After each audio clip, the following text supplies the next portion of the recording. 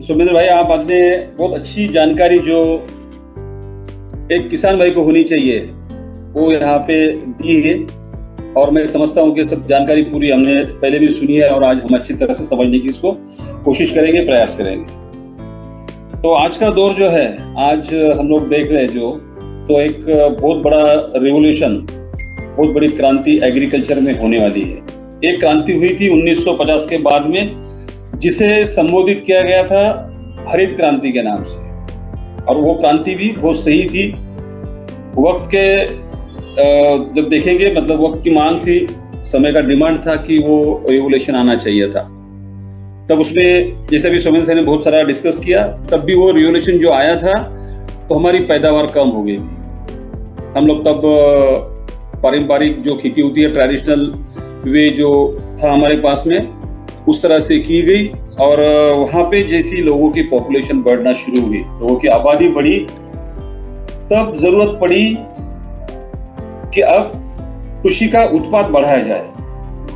और वो कृषि का उत्पाद बढ़ाने के लिए रासायनिक खादों को देना जरूरी था, और वहां से देने का सिलसिला शुरू हुआ।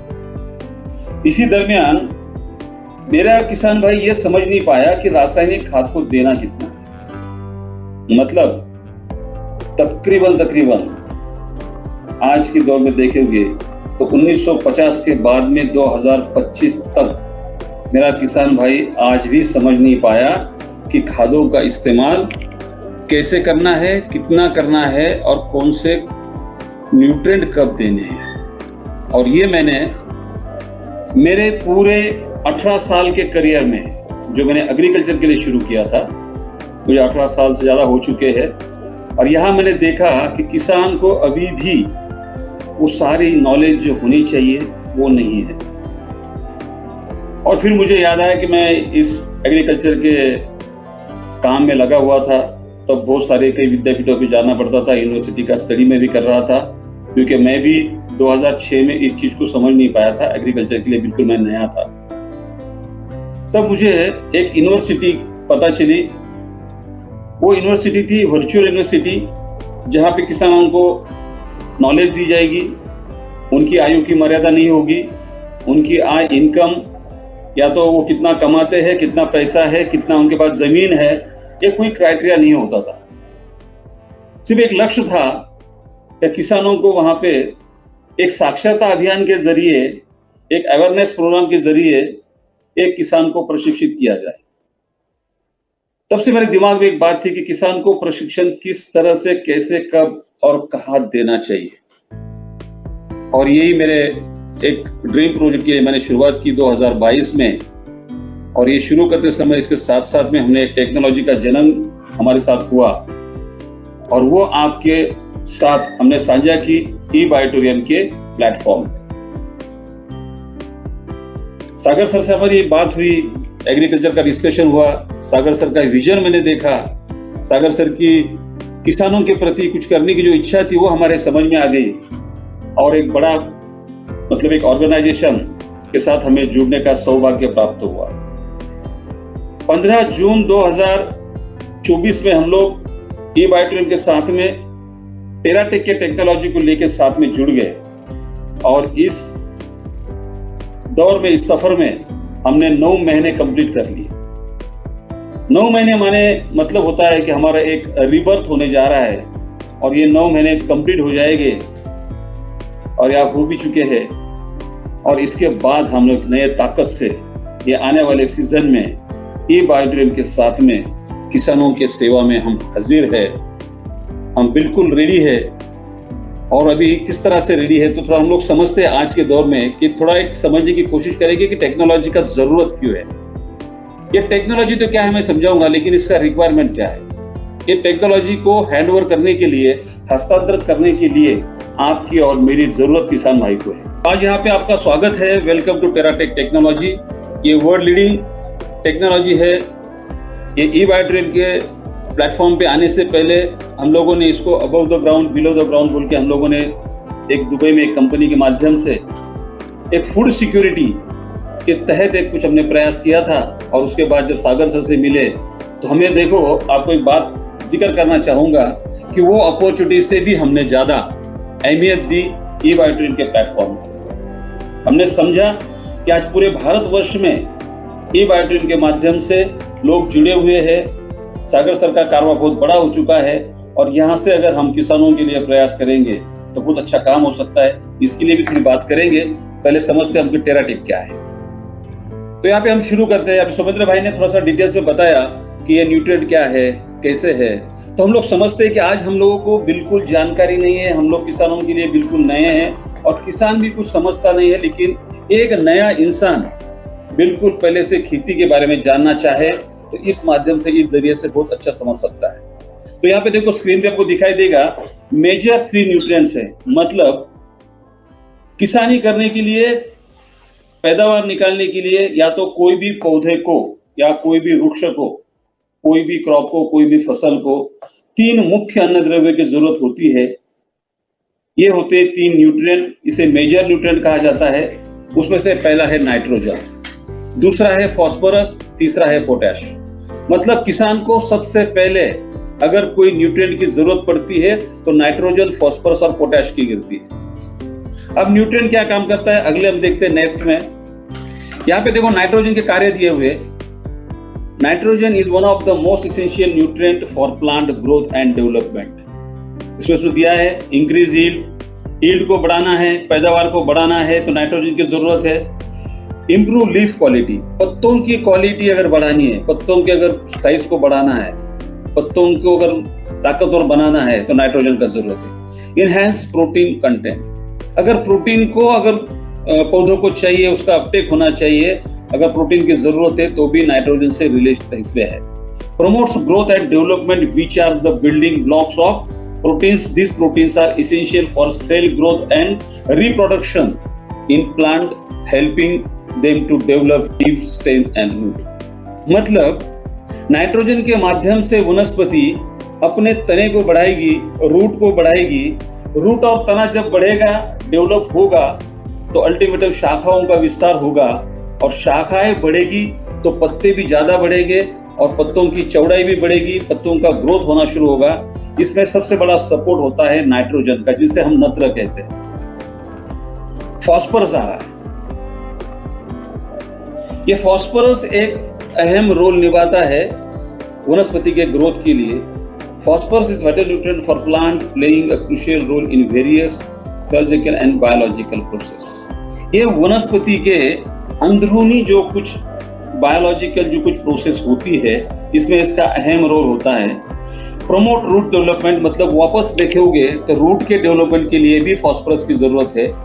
फ्लावरिंग और फ्रूट के लिए भी जरूरत है।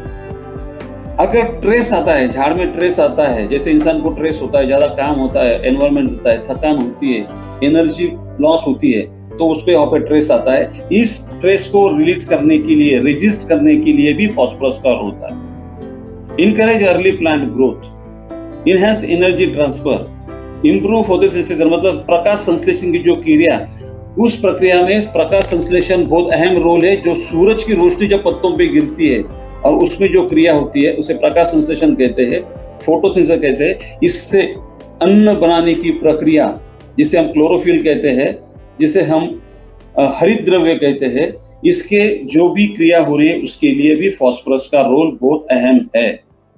और सबसे बड़ा है, ये प्लांट की मैच्योरिटी के काम में आता है। जब प्लांट मैच्योर होता है, जब फ्लावरिंग निकलना शुरू होती है, फलों को परिपक्वता आती है, इसकी प्री स्टेज फास्फोरस से ही लेने से, ग्रहण करने से शुरू होती है। इसमें तीसरा आता है पोटैश।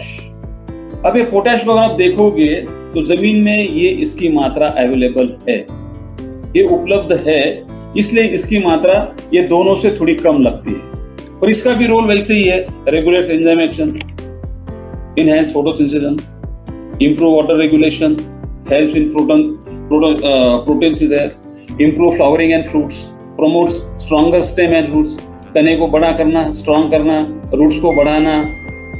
वापस इसमें जो डिसीज आते हैं, इसके रेजिस्टेंस को इंक्रीज करना, मतलब इम्यून सिस्टम से रिलेटेड जब भी काम आएगा, इसमें ये तीसरे का रोल शुरू होगा। बूस्ट न्यूट्रिएंट ट्रांसपोर्टेशन, जो न्यूट्रिएंट का अन्न वहन होता है उसमें भी इसका रोल अहम होता है। मतलब आप तीनों को अगर समझोगे तीनों को भी तीनों का भी वहां पे अस्तित्व, तीनों का भी होना जरूरी है। मतलब मेजर 3 न्यूट्रिएंट है, एन, पी और के। नत्र, स्फुरद और पालाश ये बहुत अधिक मात्रा में लगती है, जितने आगे वाले लगने वाले आगे मैं समझाऊंगा। तो ये मेजर जो 3 है ये होते हैं बोरी में। ये होते हैं 50 केजी के, 20 केजी के मात्रा में एक बोरे में मिलता है।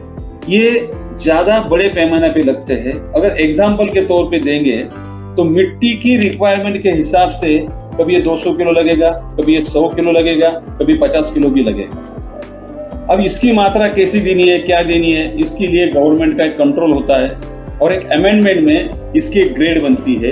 ये गवर्नमेंट के रेगुलेशन और कंट्रोल से ही इनके खाद का जो ग्रेड है वो बनाया जाता है। जैसे नाइट्रोजन, फास्फोरस और पोटेश की एक मात्रा होती है, वो मात्रा यहाँ पे तय करता है सरकार, उनके नियमों के अनुसार ही बनाया जाता है। अब जरूरत पड़ती है, जैसे 3 पोषक तत्व है, आगे इसमें मेजर कहते हैं। अब आता है सेकेंडरी में। नेक्स्ट वाले हम देखेंगे कि सेकेंडरी में क्या क्या होते हैं, कौन से मॉलिक्यूल्स होते हैं। अब ये सेकेंडरी जो न्यूट्रिएंट है, इसमें आता है कैल्शियम, मैग्नीशियम और सल्फर। सुमेंद्र भाई ने भी बताया इन सब चीजों का महत्व क्या है। कैल्शियम से सेल वॉल कैसी मजबूत होती है, जो अंदर भित्ति का होती है। मैग्नीशियम से क्या होता है, उसके बाद में सल्फर से क्या होता है, जैसे फफूंदी वाली बीमारी भी होती है। कुछ न्यूट्रिएंट का अंदर से इंटरनल जो कोरिलेशन होता है, इनमें सारे के सारे न्यूट्रिएंट का काम होता है। जैसे मेजर 3 थे, ये तीनों का भी जरूरत है, ये तीनों का भी काम जब देखोगे। Secondary nutrient are essential elements for plant growth but required in smaller quantities compare to primary nutrient. यहाँ पे कहा गया है कि जितने मात्रा में बड़े मेजर न्यूट्रिएंट लग रहे हैं, उनसे ये बहुत छोटे छोटे मतलब उसको कंपैरिजन में जाएंगे। तो ये अगर आपको 50 किलो लग रहा है, तो यहाँ पे ये आपको किलो, 2 किलो, 5 किलो में लगेगा। इसका रेशियो बहुत कम है, स्मॉलर क्वांटिटी लगती है। और nutrient like nitrogen, phosphorus, the 3 main secondary calcium, magnesium and sulfur through needed in lesser amount, they play significant roles in, मतलब इनका जो काम है वो इतना जरूरी है। वो 3 देने के बाद भी कैल्शियम, मैग्नीशियम, सल्फर देना जरूरी है। ऐसा नहीं होता कि मैंने नाइट्रोजन दिया, फास्फोरस दिया, पोटेश दिया, मैं कैल्शियम को नहीं दूंगा, मैं मैग्नीशियम को नहीं दूंगा, मैं सल्फर को नहीं दूंगा। मतलब यहाँ पे हमने देखा है अब 6 पोषक तत्व इसेंशियल हुए हैं, जरूरी हुए हैं। इनके बिना खेती करना उचित नहीं होगा। और आज तक के किसान ये बातों को कितना समझ रहा है, ये हम आगे देखेंगे। ये उसका कैल्शियम का भी जो सुमेंद्र भाई ने बताया वही तत्व है। कैल्शियम से क्या होता है, promote root growth, neutralize soil acidity. अगर ये सबसे है कि एसिडिक सॉइल अगर बनती है, अगर कैल्शियम की मात्रा सही होती है, तो इसे एसिडिक सॉइल को कंट्रोल किया जाएगा, बैलेंस किया जाएगा। ये वहां पे ये मैग्नीशियम है। मैग्नीशियम के बारे में सुमेंद्र भाई ने समझाया। नेक्स्ट आगे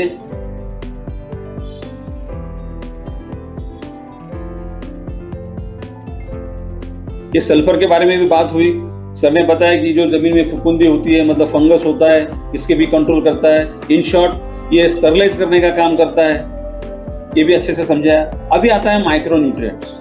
अब ये आपने समझा, थोड़ा सा पीछे जाता हूँ। मेजर 3 न्यूट्रिएंट्स जाना है। दूसरा समझा आपने सेकेंडरी न्यूट्रिएंट, वो 3 थे, ये 3 थे, और अभी ये न्यूट्रिएंट आ गए। ये सब मिला के पूरे 16 तत्व, 16 पोषक तत्व जो है, न्यूट्रिएंट है, जो मॉलिक्यूल्स है, ये किसान भाई को जमीन में देना जरूरी है। इसमें आयरन आ गया, मैंगनीज आ गया, जिंक आ गया, कॉपर आ गया, बोरॉन आ गया, मोलिब्डेनम आ गया, निकेल आ गया, क्लोरीन आ गया। ये पोषक तत्व जो है, ये मैं आपको ये 3 और 3 6 और 8 है, इनके बारे में क्यों समझा रहा हूं, तो इनकी जरूरत मिट्टी में या पौधों को देना आवश्यक है। ये देने से ही फसल की पैदावार बढ़ेगी, प्लांट सशक्त रहेगा, बीमारी को मतलब विरोध करेगा, रेजिस्ट कर पाएगा, इम्यून सिस्टम अच्छे से बढ़ेगी, और प्लांट की ग्रोथ ओवरऑल होने से हमें फसल में कम से कम 40 से 50-60% की बढ़ोतरी इजीली, आराम से, कुछ नहीं करते हुए, इसको सिर्फ टॉप अप करता है, इसकी फुलफिलमेंट करता है, तो भी होती है। ये यहाँ पे मैं प्रयास कर रहा हूँ। नेक्स्ट, अब मैंने आपको बताया था कि सरकार ठहराती है, गवर्नमेंट का कंट्रोल होता है, क्या फर्टिलाइजर के ग्रेड कैसे बने। जो हमने पहले देखा था मुख्य अन्न द्रव्य, यहाँ पे कुछ ग्रेड दी है। जो पहले वाले देख रहे हैं अपन, ये 10 20 10 दिख रहा है, ये 10 26 26 दिख रहा है, 20 20 दिख रहा है, 0 मतलब 0 0 20 20 दिख रहा है। ये वाले भी जो देखा है, दूसरा बीच वाला है 3, यहाँ पे 3 एक हायर लेवल की ग्रेड बताइए। मैं समझाने का प्रयास करूंगा कि रासायनिक खाद का इस्तेमाल जमीन में अवेलेबल जितना आपके स्टॉक है उसके अनुसार मार्केट में ग्रेड अवेलेबल है।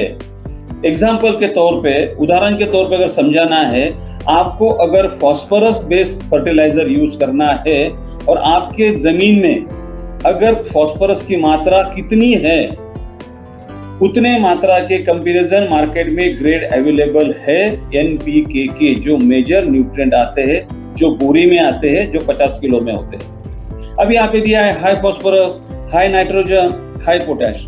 मतलब अगर फॉस्फोरस की ज्यादा कमी है तो किसी एक ग्रेड को ले लो, जितनी कमी आपके पास में सॉइल एनालिसिस से बताया, आपके पास में एनालिसिस चार्ट होगा, टेस्ट का रिपोर्ट होगा, उसके मुताबिक आपको इन सारी ग्रेड में से खाद को चुनना है, खाद को लेना है।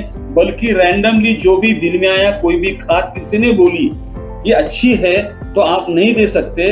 आपको सॉइल की जांच करनी होगी, सॉइल टेस्ट करना होगा और सॉइल टेस्ट के एनालिसिस के तहत आपको इन ग्रेड को चुनना होगा। इसलिए मैं आपको इस ग्रेड का यहाँ पे थोड़ा नॉलेज देने की कोशिश कर रहा हूँ। अब सबसे बड़ा आज डिस्कस करेंगे हम, ये बात को समझने के लिए थोड़ा आपको जरा यहाँ पे फोकस करना है। यहाँ पे लिखा हुआ है द कार्बन टू नाइट्रोजन, मतलब एक रेशियो दिया है, कार्बन और नाइट्रोजन का एक रेशियो होता है जमीन के अंदर, इनका एक रिलेशन है। अभी ये कार्बन क्या है, the carbon to nitrogen ratio in soil a critical factor that influences soil health, microbial activity and plant growth. It represents the ratio of carbon to nitrogen in organic materials and soil organic matter. यह बहुत बड़ी line यहाँ पे आपने समझते हैं। ये अगर किसान भाई समझ गया, मैंने कई किसानों से 18 साल में और अभी आने वाले ट्रेनिंग में भी पूछता हूँ, क्या कार्बनिक खाद का सोर्स पता है, क्या कार्बनिक खाद जरूरी है ये पता है, क्या कार्बन अपने जमीन में या तो कार्बन खाद का इस्तेमाल आपके जमीन में करना चाहिए और क्यों करना चाहिए। ये सवाल जब मैं किसान को करता हूं तो किसान तो क्या अच्छे जो मास्टर्स है एग्री के, वो भी जवाब ठीक से नहीं दे तो लेते हैं पर ठीक से नहीं दे पाते, क्योंकि वो उसके ऊपर स्टडी नहीं कर रहे, उनका फोकस ही नहीं है कि क्या होना चाहिए। और यहाँ पे आपको पता चलेगा आज के डिस्कशन में क्या नाइट्रोजन मतलब यूरिया, पहला जो आपने मेजर न्यूट्रिएंट देखा जिसे नत्र कहा जाता है, वो कितना अगर जमीन में चाहिए। अगर आपने मान लेते हैं 25 केजी का एक बोरी या तो 10 लीटर का एक कैन 1 एकड़ के जमीन में ड्रिप के माध्यम से या मिट्टी में घोल के नाइट्रोजन दिया तो 25 किलो अगर आप नाइट्रोजन डालते हो। फिर एग्जांपल के तौर पे देते हैं, अभी नैनो टेक्नोलॉजी आ गई, आप अगर 1 किलो का नत्र अगर पौधों को लिए काम में लाना चाहते हो, मतलब नाइट्रोजन की 1 किलो की मात्रा, तो आपके जमीन में कार्बन की मात्रा 20 किलो होनी चाहिए। मतलब 20 भाग जब कार्बन जमीन में अवेलेबल रहेगा तो ही आपका दिया हुआ 1 भाग 20 किलो के माध्यम से 1 ही किलो नत्र का उपयोग जमीन पौधा कर पाएगी। ये होता है CN रेशियो। और ये CN रेशियो पता ही नहीं है कि हमारे जमीन में सेंद्रीय कर्ब कितना है, कार्बनिक खाद कैसे इस्तेमाल करनी है, कार्बनिक खाद कौन से मतलब कहां से और किस जरिए से हमें मिलने वाली है, इसका सोर्स क्या है, कभी भी किसान कोई भी डिस्कस नहीं कर रहा है। और इस माध्यम से मैं आपको एक चर्चा करना चाहूंगा कि जब किसान की हालत, अब जब किसान से आप भी मिलोगे तो किसान को ये जानकारी ही नहीं है, किसान को ये समझता ही नहीं है। इसलिए हम लोगों ने जूम के माध्यम से हो या फिजिकल ट्रेनिंग हो, किसानों के लिए एक अच्छा सा सिलेबस बनाया और उस सिलेबस की आज जो पीपीटी आपको दिखा रहा हूं, ये इस माध्यम से हम किसान को आसान तरीके से क्या करना चाहिए। हम किसान को साइंटिस्ट नहीं बनाना चाहते, पर एक अच्छा आर्टिस्ट जरूर बनाएंगे कि वो समझे और एक अच्छा कलाकार बने और जो भी चीजें उसको लग रही है, जो हमने टेराटेक में दी उसको समझे। यही मेरा यहाँ पे प्रयास है कि कार्बनिक खाद क्या है, क्योंकि आने वाले इस कार्बन खाद का, इस मेजर न्यूट्रिएंट का, सेकेंडरी न्यूट्रिएंट का और माइक्रो न्यूट्रिएंट का संबंध टेराटेक के बॉटल में अभी आने वाला आगे है। ये तो सारा उसका डिटेल्स में दिया है। मैं तो सोच रहा हूँ कि सबके पास पीपीटी हो जाए। Decomposition of organic matter, soil micro breakdown organic matter, erasing nutrient like nitrogen plant, मतलब यहाँ पे ये मोटा मोटी बात अगर समझा है। नेक्स्ट आप करो प्रतीक, आप नेक्स्ट करना, मैं बताता हूँ कहाँ करना है। और आगे ले लो, और आगे ले लो। किसान से हम बोलते हैं कि आज का चैलेंज एग्री बिजनेस में क्या है, तो सबसे बड़ा मैंने इसलिए वापस किया कि सबसे पहली लाइन आप देखोगे आज के चैलेंजेस में आती है climate changing and environmental stress.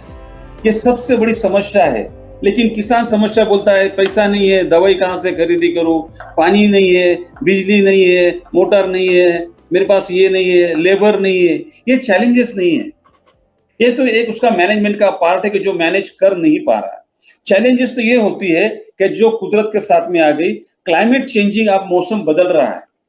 हर रोज के मौसम में आप देखते हो तो कड़ी धूप होती है, दिन में, रात में ठंडी होती है, सवेरे क्लाइमेट चेंज हो रहा है तो 4 घंटे से और चेंज हो रहा है, कभी बादल आ रहे हैं तो कभी कड़क धूप गिर रही है, तो रात में कभी कभी मौसम सर्द हो रहा है। ऐसे में अगर एक पौधे को, एक एग्जांपल आपको देता हूं, मैं हमेशा देता हूं कि आपका अभी आप रूम में बैठे हो, आपका टेम्परेचर अगर मैं -2 अगर -10 तक कर दूं तो आप तुरंत कंबल ले लोगे, स्वेटर पहन लोगे, कान में टोपी पहन के लोगे और उस वातावरण में ऐसा पर्यावरण आप लोगे जिससे आप मौसम में खुद को बचा पाएंगे। अगर उसी टाइम में मैं अगर आपके रूम का टेम्परेचर अगर 35-40 कर दूं तो जो स्वेटर, जो कंबल आपने निकाला है वो आप फेंक के दोगे। मतलब आपके क्लाइमेट के हिसाब से आप कपड़ा चेंज कर रहे हो, खुद को बदलाव कर रहे हो, खुद का एनवायरनमेंट कंट्रोल कर रहे हो। पौधे को अगर ऐसा सडनली क्लाइमेटिक चेंजेस आते हैं तो पौधा क्या करता है?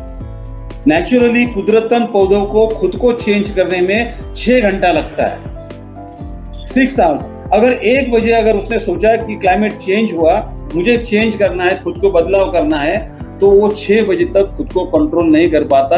उसको खुद को उस वातावरण में, पर्यावरण में खुद को सर्वाइव करने के लिए 6 घंटे लगते हैं। और आज यहाँ पे हर 2-3 घंटे में क्लाइमेट चेंज हो रहा है। मतलब इसी दरमियान उसको, उसके ऊपर एक ट्रेस आ रहा है जिसे एनवायरमेंटल ट्रेस कहा जाता है, जिसे क्लाइमेटिक चेंजिंग के जरिए से जो एनवायरमेंट चेंज हो रहा है और पौधों पे जो ट्रेस आ रहा है, उस ट्रेस से बचने के लिए किसान के पास में पौधों को देने के लिए सॉल्यूशन क्या है? तो सॉल्यूशन एक ही है, जो हमने 3 और बाद में 8 न्यूट्रिएंट देखे, मतलब मेजर न्यूट्रिएंट देखा, उसके बाद में सेकेंडरी न्यूट्रिएंट देखा और माइक्रो न्यूट्रिएंट देखा। इसे अगर बारिश से सही वक्त पे, सही टाइमिंग में, सही मात्रा में किसान अगर इसको दे पाता है, रेगुलेट कर पाता है, तो इस क्लाइमेट चेंज और एनवायरमेंटल स्ट्रेस में वो पौधा खुद को बचा सकता है। ये हमने देखा है और कुछ मैं वीडियो आपको दिखाऊंगा कि यहाँ से टेराटेक के माध्यम से ई-बायोटेरियम के हमारे सहयोगियों ने 70, 80% अगर कहने जाए तो 300% की ग्रोथ कंट्रोल और ट्रीटेड में ली है। ये तो अपना खुद का हमारा R&D फार्म भी कर रहा है, किसान लोग भी कर रहे हैं। ओनली केवल मात्र यहाँ पे न्यूट्रिएंट मैनेजमेंट अगर प्रॉपर कर पाता है, किस समय पे कौन सा प्रोडक्ट देना है, किस मात्रा में देना है, ये अगर किसान समझ लेता है, अगर वो देता है, तो यहाँ पे इस पे काम किया जाता है साइंटिफिकली। नेक्स्ट, अब यहाँ पे मैंने बताया कि आज की किसानों की जो स्थिति है, जो हम खाद देते हैं, उस खाद के देने को हम जो देते हैं वो चीज को इनपुट कहते हैं, और फार्म से जो फसल लेते हैं उसे हम लोग आउटपुट कहते हैं। अब इनपुट का आउटपुट का अगर रेशो आप देखोगे, 1960 के दरमियान का जो पहला कुछ 10 साल का कालावधि आप देखोगे, तो यील्ड जो नीले कलर में दिया है, ये यील्ड हायर लेवल पे था और फर्टिलाइजर की मात्रा कम थी। आगे क्या हुआ, फर्टिलाइजर बढ़ता गया, यील्ड वही का वही रहा। आगे यील्ड कम हुआ लेकिन फर्टिलाइजर का खर्चा बढ़ते गया। अब की स्थिति अगर देखोगे, आज की डेट में किसान का न्यूट्रिएंट का खर्चा अगर आप देखोगे, अगर आप रैंडमली कोई किसानों से टेलीफोन भी कर लो, अगर आपके कोई किसान मित्र है तो उनसे एक केस स्टडी आपका खुद का कर लो। आप उससे फोन करके पूछो आपके खेत में छिड़काव कितने लेते हैं, आप कितने खाद को इस्तेमाल करते हैं। वो कहेगा सबसे गांव में ज्यादा तो मैं छिड़काव करता हूं, मैं 8 से 10 ज्यादा स्प्रेइंग करता हूं, 10 मरतबा मैं पौधों पे फवारनी करता हूं। अगर आप उसको पूछेंगे कि फवारनी किस चीज की करता है, मतलब फोलियर एप्लीकेशन या तो छिड़काव किस मॉलिक्यूल के लेता है, तो पता चलेगा वो 10 से 12 जो भी छिड़काव लिए वो देता है कीटनाशकों के और फफूंदी नाशकों के, जिसमें जहरीला सिर्फ केमिकल होता है वनस्पति के पोषक के लिए, जो मैंने अभी बताए एनपीके, सेकेंडरी और माइक्रोन्यूट्रिएंट का इस्तेमाल नग्न होता है, बहुत रियर होता है। सबसे ज्यादा आज का खर्चा अगर जाएंगे हम, अगर आज की डेट में अगर खर्चा खाद का कितना होता है, ये इनपुट्स और आउटपुट्स की देखने के बाद बताएंगे। आज की डेट में केमिकल का एनपीके का खर्च आइडियल फार्मिंग का प्लॉट के लिए कम से कम अगर आप जाते हो तो आपको फर्टिलाइजर देना पड़ता है, यूरिया डीएपी वगैरह को देखेंगे 5,000 से 15,000 का खर्च होता है। छोटा क्रॉप साइकिल है 60 दिन का, कुछ है 3 महीने का, कुछ है 6 महीने का और कुछ क्रॉप है साल भर चलने के। अगर 60 दिन से तो 365 दिन तक की अगर साइकिल देखोगे तो 5,000 से 15,000 सिर्फ केवल मात्र मुख्य 3 अन्नों पे खर्चा होता है। अब अगर माइक्रोन्यूट्रिएंट को देखोगे तो 3,000 से 4,000 5,000 का खर्चा माइक्रोन्यूट्रिएंट पे होता है। अगर आप ऑर्गेनिक मैन्योर जैविक खाद पे, प्राकृतिक खाद पे जाओगे तो 5,000 से 15,000 होता है। मतलब आप जाओगे तो यहाँ पे अगर देखोगे 5 5 10 मतलब 12 से 13,000 रुपए का खर्चा उसका पोषक तत्वों पे होना चाहिए और मैक्सिमम खर्चा उसका 50,000 रुपए ओवरऑल होना चाहिए। यहाँ पे किसानों का खर्च केवल मात्र रोकथाम, जो रोग आ रहे हैं उसको रोकथाम करने के लिए, उसे कंट्रोल करने के लिए, पेस्ट मैनेजमेंट के लिए खर्चा कर रहा है, पोषकों के ऊपर खर्च नहीं हो रहा है। ये गौर करने के लिए बात है। जब हम किसानों से मिलेंगे तो किसान को इस पे हम मजबूर करेंगे कि इस पे सोचो, काम करो और आप खर्चा कहाँ करना। तो ये इनपुट्स और आउटपुट का रेशियो देखते हैं तो आज की डेट में रासायनिक खाद बढ़ते जा रही है, लेकिन रासायनिक खाद हो या प्राकृतिक खाद हो या ऑर्गेनिक खाद हो, उस पे सिर्फ कीटों का मारने का खर्च ज्यादा है, पोषक का खर्च कम है। और हम यहाँ देखेंगे टेराटेक के माध्यम से आगे क्या होने वाला है। नेक्स्ट, अभी आज की जो फैक्ट है, आज की जो जमीन है, आज की जो मृदा और मिट्टी है, उसमें क्या है, तो सॉइल डेड हुई है। ये जमीन का जो आयु है इसकी जो है खत्म हो चुकी है, इसका तो लाइफ ही खत्म हुआ है, बंजर हो चुकी है, बंजर होने को जा रही है। दूसरी तरफ देखिए तो जो हाथ में मिट्टी ली हुई है इतनी भुरभुरी चाहिए, लेकिन यहाँ गिने चुने किसानों की मिट्टी इस तरह से, वो आगे कैसी हुई हम लोग थोड़ा सा एक वीडियो में देखते हैं। अभी आप देखोगे तो ये मिट्टी है, ऐसा लग रहा है कि ये सीमेंट कंक्रीट की रोड है। यहाँ पे बंदा चल रहा है, देखो उसका जूता किस तरह से दिख रहा है, चलते चलते लग रहा है कि जैसे कोई सड़क पे चल रहा है। आप देखोगे मिट्टी है, बिल्कुल बंजर हो चुकी है। नेक्स्ट,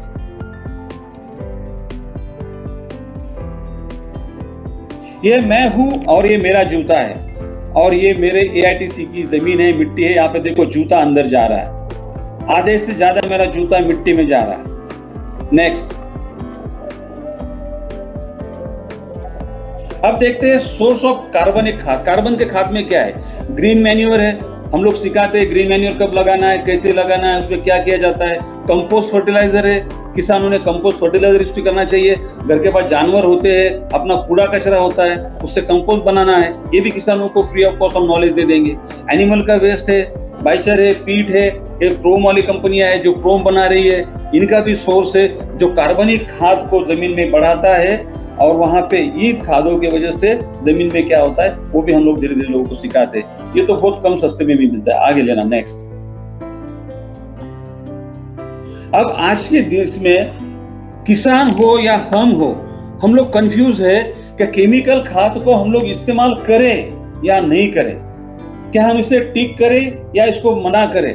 ये कंफ्यूजन तब तक नहीं निकलेगा। मैं हमेशा मैंने सेमिनार में, हमारे वर्कशॉप में भी बताया है कि आज की डेट में रासायनिक खाद को बंद नहीं किया जा सकता तब तक जब तक आपके पास में कोई ऑर्गेनिकल या तो कोई प्राकृतिक या तो कोई ऐसा सेंद्रीय पदार्थ या ऐसा कोई तरल खाद हो जो आपको रासायनिक खाद के न्यूट्रिएंट पोषक तत्व जो दिए जा रहे हैं उसे रिप्लेस कर पाए, उसके जगह पे इनको दिया जाएगा।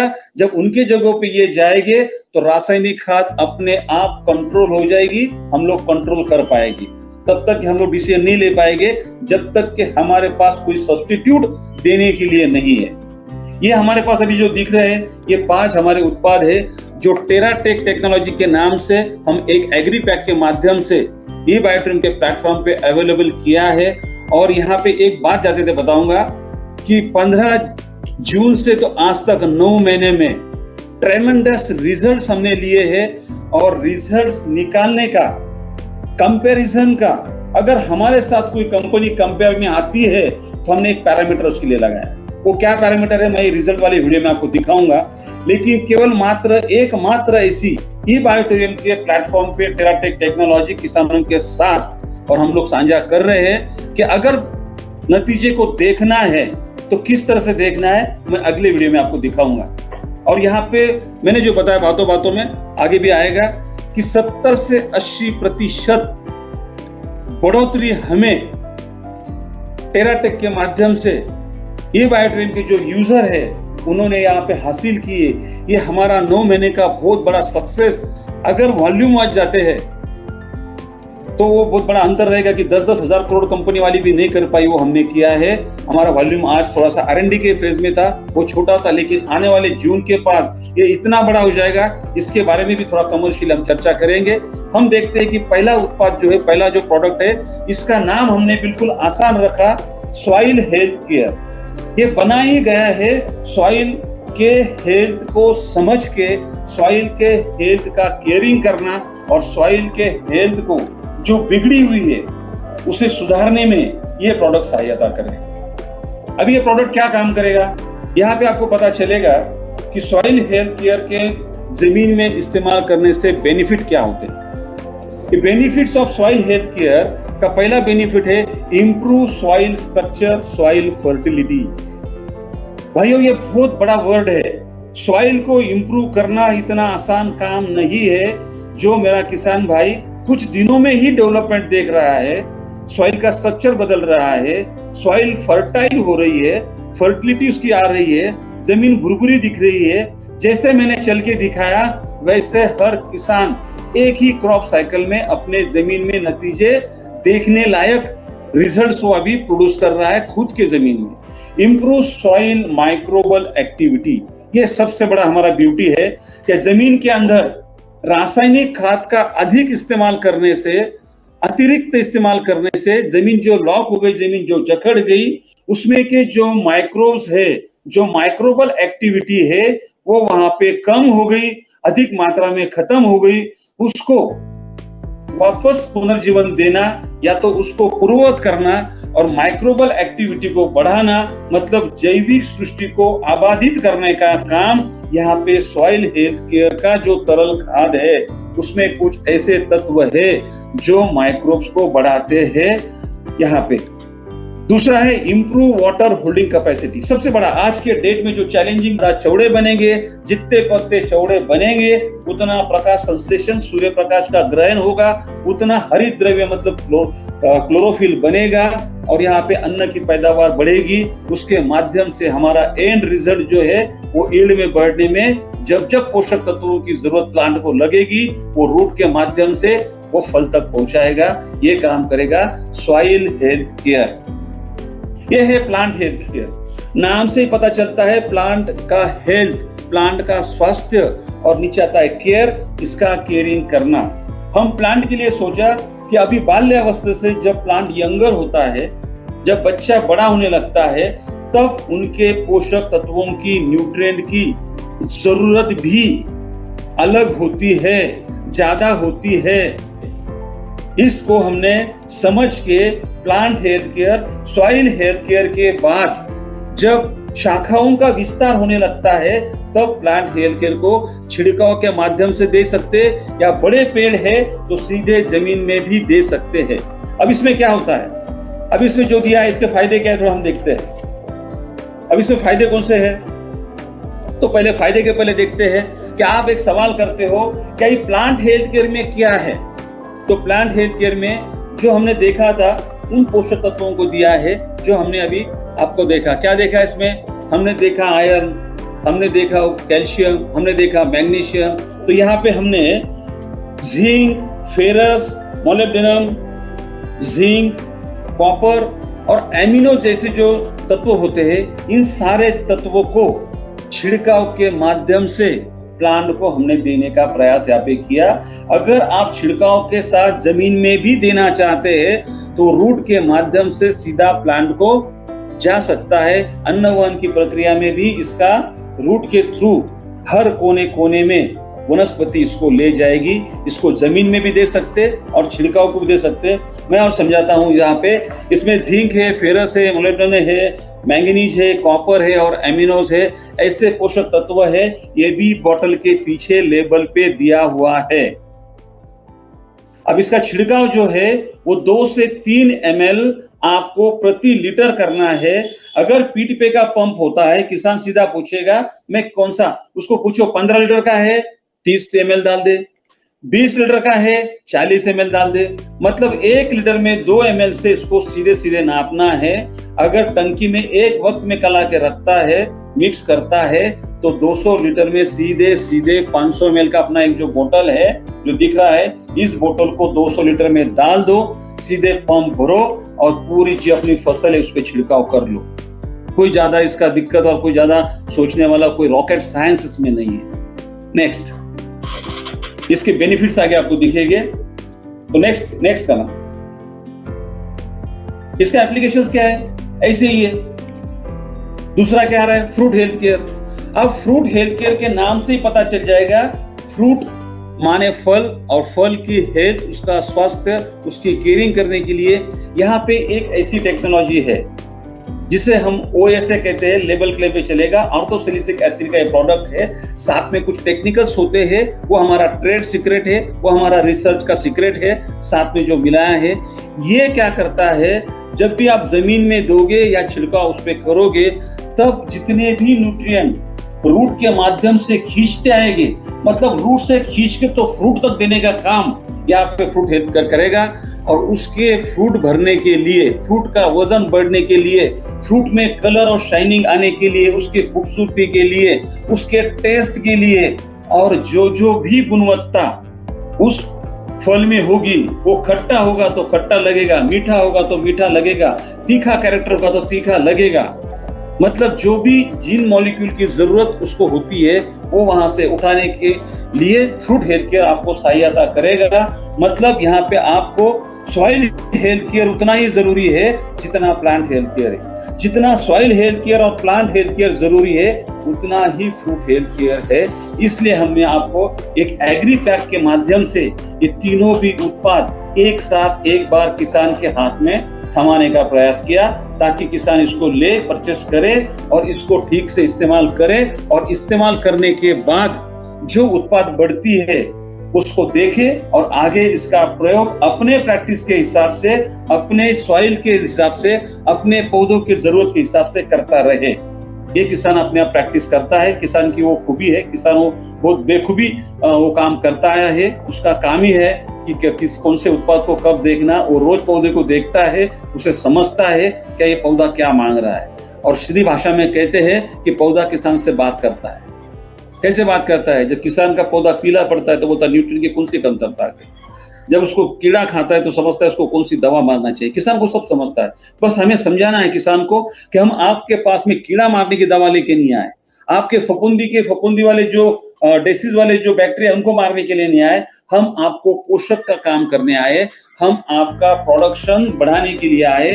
हम आपके पेस्ट मैनेजमेंट की जिम्मेदारी नहीं ले रहे, वो आप खुद को करना है।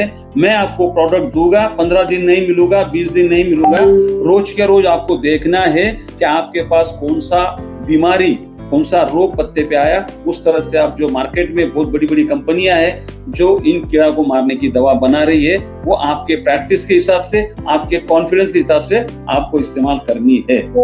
ओके, सीधा सा है। अब आगे देखते हैं दूसरा जो हमने दिया है, चौथा उत्पाद हमने जो दिया है। नेक्स्ट, जिसको थोड़ा समझना जरूरी है। दैनिक नहीं और एक प्रोडक्ट हो, अच्छा उसमें ये नहीं। अभी एक समझाता हूं मैं यहाँ पे। हमने आपके एग्री पैक में एक रिपेलेंट दिया है, उसका नाम है ई बायो रिपेलेंट। रिपेलेंट जो है ये बायोलॉजिकल प्रोडक्ट है। जैसे अदरक होती है, अदरक इंसान खाता है तो मरता है क्या? कुछ भी नहीं होता इंसान के लाइफ पे। लेकिन वही अदरक का थोड़ा सा एक्स्ट्रा अगर जो है उसका जो अर्क है वो अगर कीड़ा खा जाए, कीड़ा उसके संपर्क में आए तो कीड़ा मर जाता है। ये होता है बायोलॉजिकल कंट्रोल। जैसे लौंग का ऑयल होता है, हम लोग दांत में रखते हैं, दांत का कीड़ा मरता है, दांत दुखना बंद होता है, वहां का जो है तो वो कीड़ा मरता है। क्या लौंग खाने से इंसान कभी मरा है क्या? यही ह्यूमंस के लिए ये कोई हानिकारक नहीं है, इंसान के लिए हानिकारक नहीं है, पर ये जो छोटे छोटे कीड़ा है इनके लिए हानिकारक होता है। ऐसे जो बायोलॉजिकल प्रोडक्ट को और हमारे लिए बिल्कुल मतलब जो सुरक्षित है, अन्न के नियम से, खाने के नियम से, हमारे प्रकृति के नियम से, ये जो सुरक्षित ऐसा उत्पाद हमारे लिए अच्छा है। कीड़ा को ये तो घातक है, उनके लिए मरने वाला है, उनको नष्ट करने वाला है। ये ई बायो रिपेलेंट अगर आप उसको इस्तेमाल करते हो तो इस्तेमाल करने से इनकी भूख कम हो जाती है।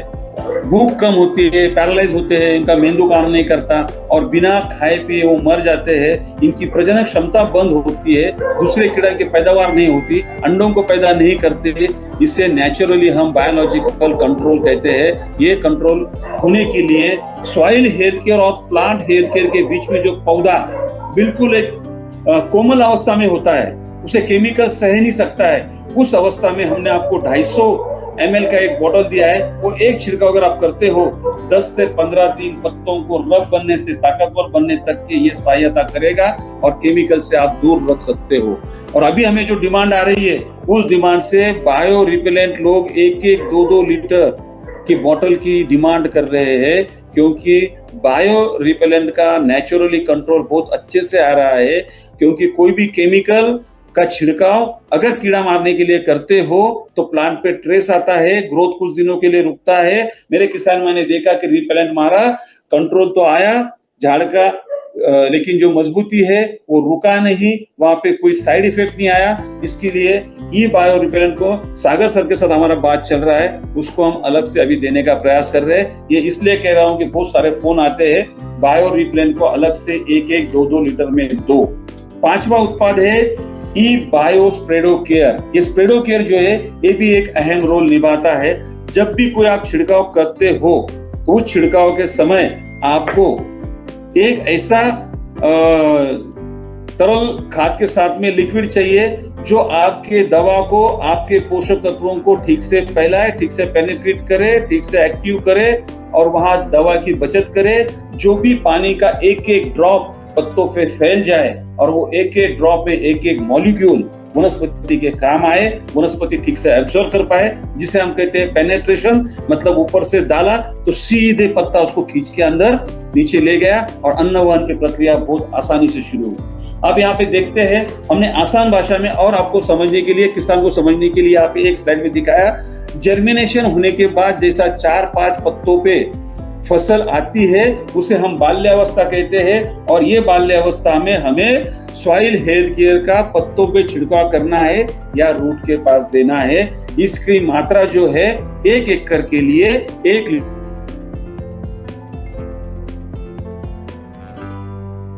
लगने से पहले की और बाल्यावस्था के बीच में की यंगर अवस्था होती है, वो जवान होता है, बड़ा होता है, विकसित होता है, शाखाओं का विस्तार होता है, तब हमें सॉइल हेल्थ केयर और प्लांट हेल्थ केयर उसको देना है। एक प्रोडक्ट अगर हमारे पास ज्यादा रिक्वायरमेंट है दोनों को इकट्ठा दे सकते, अगर एक स्टेज चली गई तो सॉइल को भी दे सकते और प्लांट को भी दे सकते। और तीसरी अवस्था थी हमारी, जब ये पूरा के पूरा विकसित होता है, इसकी गर्भावस्था में से बाहर निकलता है और पूरे पौधों पे, पूरे झाड़ पे, पूरे प्लांट पे फूल ही फूल लगते हैं और उन फूलों का रूपांतर उनका फलों में होने लगता है। जब फल की गठिया बनने लगती है तब आपको यहाँ पे फ्रूट हेल्थ केयर डालना है। जहाँ पे आपको पौधों पे फ्रूट लग रहे हैं उस टाइम में फ्रूट हेल्थ केयर के फोलियर एप्लीकेशन करो, या तो जमीन में जड़ के पास, रूट के पास छोड़ो, या दोनों भी कर सकते हो। इससे आपको यहाँ पे 50-60% तो कम से कम और अधिकतम 70-80% का रिजल्ट फार्मर ले चुका है। और साथ साथ में खुशी की बात यह है कि रासायनिक खाद का कंट्रोल बहुत अच्छे से किसान ने किया। लेकिन मैं ये सलाह यहाँ पे नहीं दूंगा, क्योंकि आपको पता ही नहीं है यूरिया कितनी देनी है, आपको पता ही नहीं है कौन सी ग्रेड देनी है, क्योंकि आप तो रैंडम प्रैक्टिस कर रहे हो, अंदाजन खेती कर रहे हो।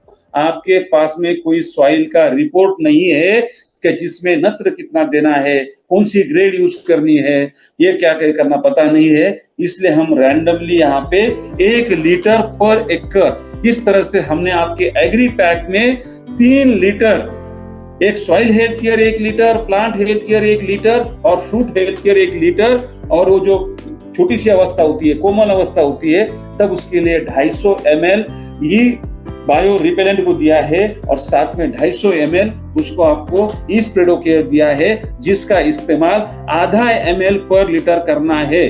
बातों बातों में स्प्रेडोकेयर का इस्तेमाल कितना करना है हम भूल गए थे।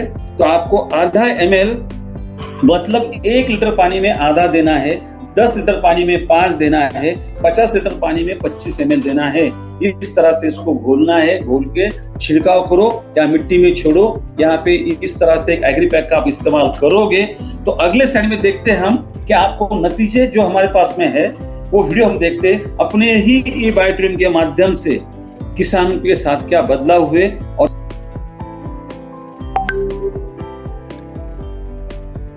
नमस्कार, आज हम लोग सवेरे से ये टेराटेक टेक्नोलॉजी के ट्रेनिंग सेंटर में यहाँ पे थे, जिसका नाम है advance agriculture information training centre.